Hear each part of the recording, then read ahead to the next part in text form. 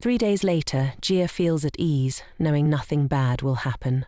She's grateful that Minchio is helping her, but she's also thinking about quitting because it's tough. On their way back, Jia notices Minchio smiling. He tells her it's because he gets to work out with her, which makes it harder for Jia to quit. The next morning, Jia goes for a light jog to relieve her muscle aches.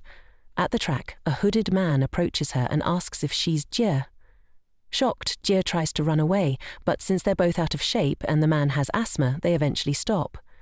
The man hands her his business card, introducing himself as Yang Zhekner, a former main producer. His business card has a ruler on it, but it's deliberately misprinted. Yang Zhekner explains that it's a marketing tactic, which works, as Jia becomes curious about it. Yang Zhekner asks if Jia is still writing. She finds the question insulting, and he quickly apologizes for whatever happened in the past. He gets a call for a meeting and, before leaving, suggests they should have dinner sometime. After he's gone, Jia crumples up the card and resumes jogging. Later, Jia returns home, where Minchio seems concerned. At dinner, they're using fancy cutlery and candles, and Minchio, wearing fancy clothes, is clearly uncomfortable. Jia explains she just wanted to mix things up since they eat the same thing every day, but now she feels bad for making him uncomfortable. After dinner, Ji is in her room, feeling anxious about how she keeps running into people from her past.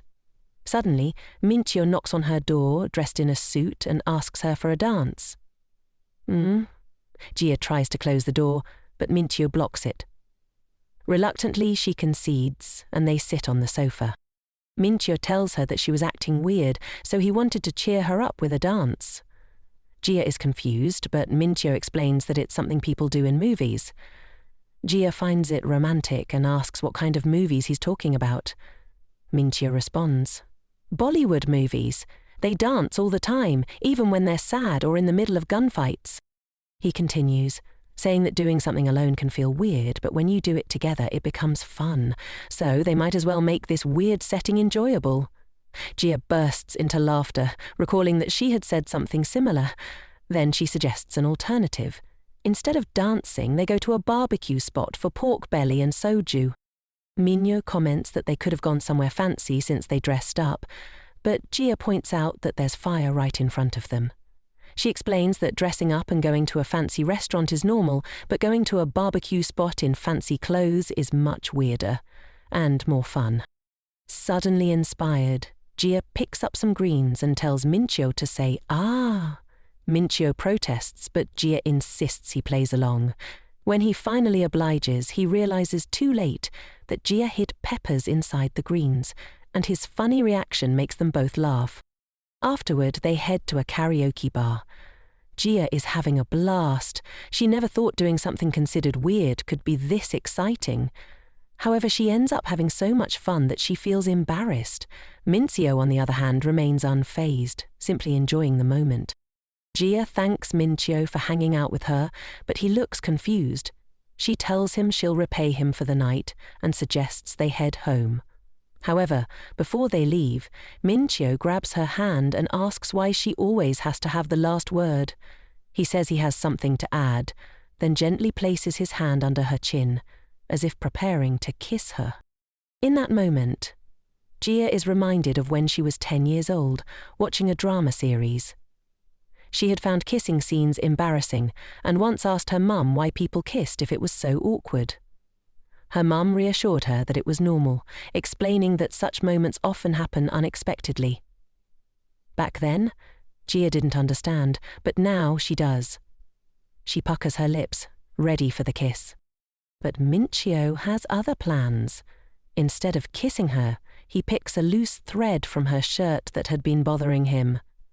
Jia, feeling frustrated and embarrassed, grabs him by the tie and kisses him. Minchio is caught off guard, but Jia brushes it off, saying it was complimentary. She explains that she kissed him because she wanted to. Later, in the bathroom, Jia is mortified by what she did. Kissing Minchio in public was impulsive, and the excuse she gave him felt ridiculous. Meanwhile, Minchio is also in the bathroom, washing his face, seemingly as confused as Jia. She can't quite figure out why she kissed him in the first place. After recalling key moments from her marriage, Gia laughs and has a realization. In her dream, while she and Minchio were kissing, several small doll-like figures appeared and stopped them, demanding they kiss properly. For a real kiss, you have to stick your tongue in their mouth and move it around, they said. Gia remembers confirming that she had done that and the figures demanded they kiss again. They complied, but then Gia suddenly woke up. Surprised by her strange dream about kissing Minyo, Gia walks to the bathroom, still groggy. When she opens the door, she finds Minyo just finishing his shower, looking incredibly attractive. Embarrassed, Gia quickly averts her eyes. Minyo, noticing her discomfort, asks if she's in a bad mood, but Gia brushes it off, saying she had a bad dream. As she tries to recover from the awkward moment, Gia remembers their dinner last night and suddenly slams her head on the table in embarrassment. Minchio asks what's wrong, and she quickly lies, saying there was a mosquito on the table. Gia starts to believe she's experiencing the suspension bridge effect, the idea that feelings of excitement towards someone can intensify during moments of anxiety. She's been anxious every day, worried they might get caught and feeling the pressure from their workouts. She concludes that her feelings are just a misinterpretation brought on by stress. Minyo, sensing something is off, kneels down to her level and asks if she's feeling unwell. Gia, embarrassed by his closeness, insists she's fine. Minyo looks relieved but still wants to talk about what happened the night before. Before he can say anything, Gia quickly excuses herself and leaves the room.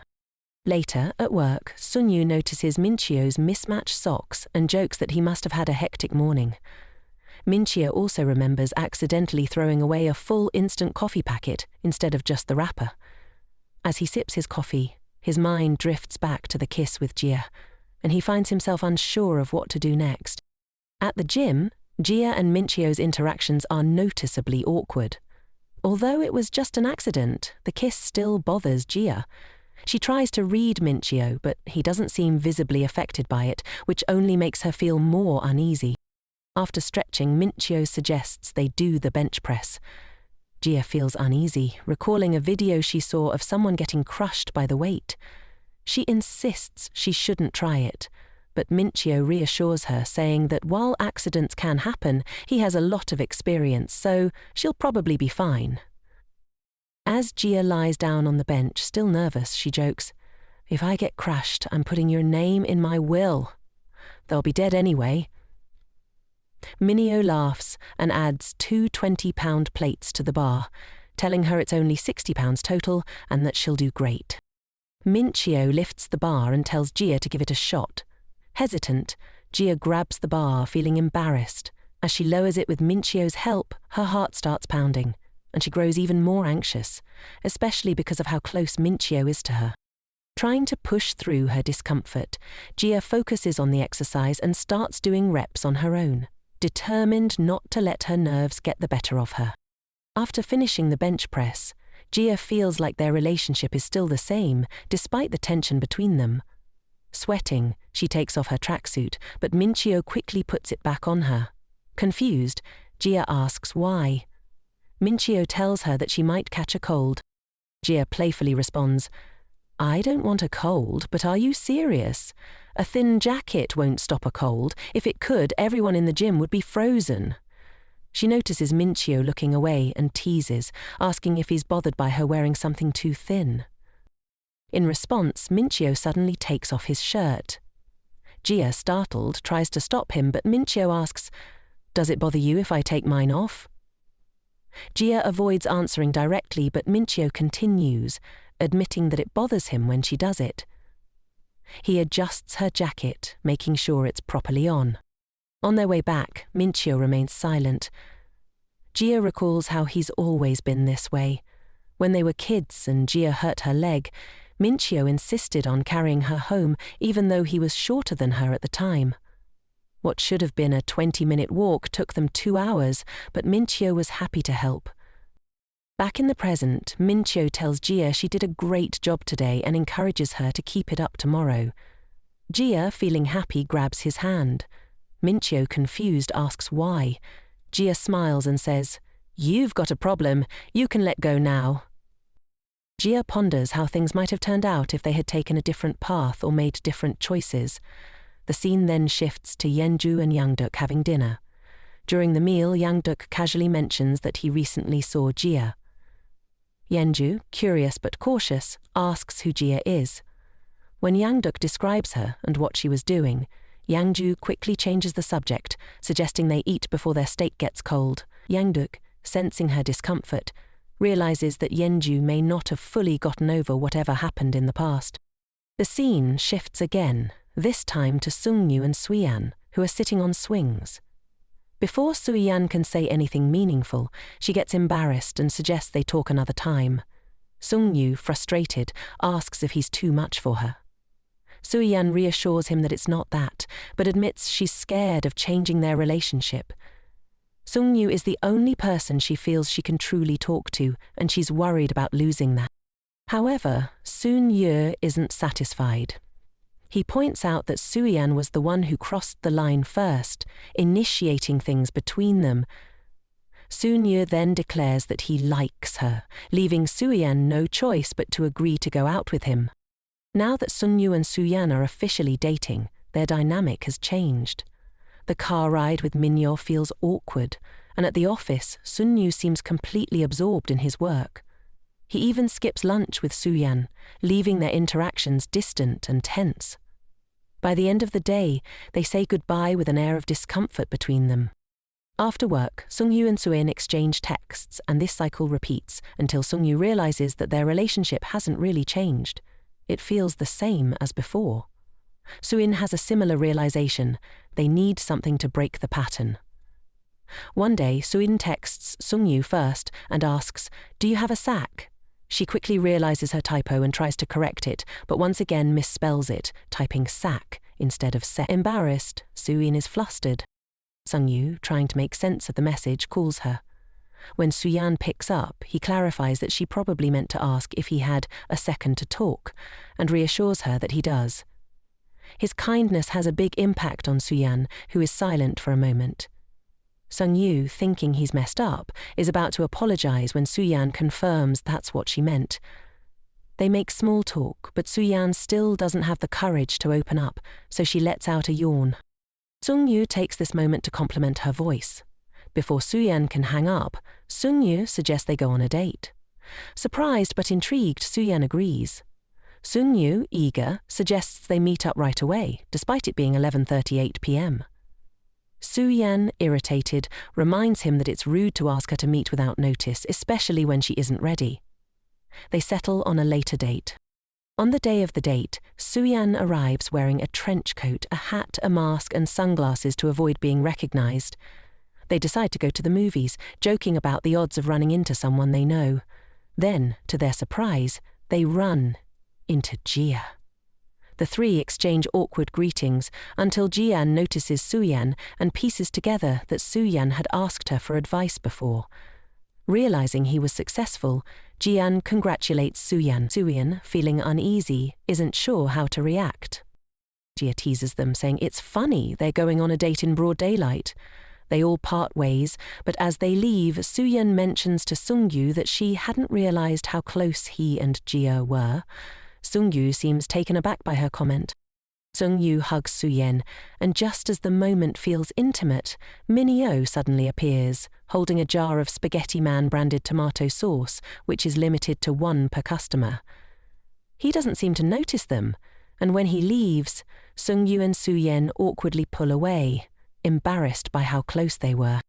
Trying to cover up their flustered state, they both comment on how hot it is, though the heat is really from their embarrassment. They decide to cool off by getting cold noodles at a trending restaurant. However, when they arrive, they run into 2 more people from their office, making lunch uncomfortably awkward. Afterward, they head to karaoke to unwind, only to bump into yet another colleague. To top it off, the once famous cafe they planned to visit afterward turns out to be closed. As they finally grab ice cream, Sungyu sighs and complains, "Why do we keep running into people from work?" Sungyu notices that Suyen has a bit of ice cream on her cheek and, without thinking, wipes it off with his finger and licks it. Both of them are instantly embarrassed by the intimate gesture, But despite the awkwardness, Sunyu feels happy about how the day has turned out. As the day comes to an end, neither of them wants to say goodbye, but they've done everything they planned and can't think of anything else to do. Sunyu suggests they should head home and Suyan agrees. Suddenly, they find themselves standing in front of a motel, and Sunyu is taken aback by its size. In his flustered state, Sunyu grabs Suen's hand and pulls her toward the building. To her surprise, they walk into an arcade, not the motel. Sunyu, however, worries that Suen might be disappointed that they didn't actually go into the motel. In reality, Suen is embarrassed that her mind even wandered to such thoughts. Still unsure of what to do next, Sunggu remembers that Suyan once wanted a fox plush from the claw machine. Suyan tries to deny it, but Sunggu insists, reminding her that she spent $50 trying to win it the last time they were there. Determined, Sunggu declares that this is his chance to make it up to her. He confidently approaches the machine, fully focused on getting the fox plush for Suyan.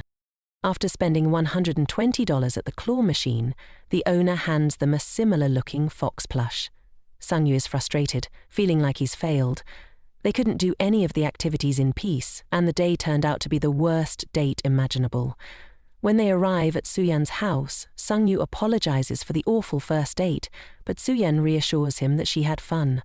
The cold noodles were delicious, trying to win the fox was fun, and avoiding people was exciting. Sungyu, still embarrassed, insists that he'll get her a bigger fox on their next date.